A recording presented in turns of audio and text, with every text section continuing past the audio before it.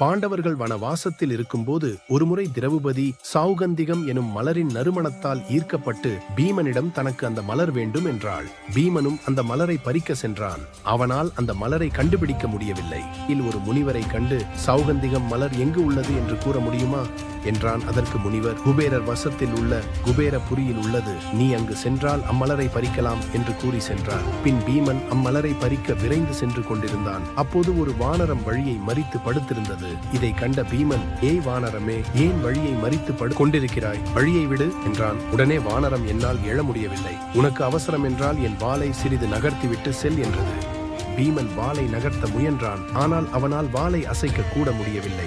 உடனே அனுமன் சிரித்துக் கொண்டே தன் சுய ரூபத்திற்கு வந்தார். தம்பி, உன்னை கண்டதில் பெருமகிழ்ச்சி, உனக்கு என்ன வரம் வேண்டும் கேள் என்றார். உடனே பீமன், அண்ணா, தர்மத்திற்காக நடக்க இருக்கும் போரில் தாங்கள் அர்ஜுனனின் தேர்கொடியில் வந்து அமர வேண்டும் என்றான். அனுமனும்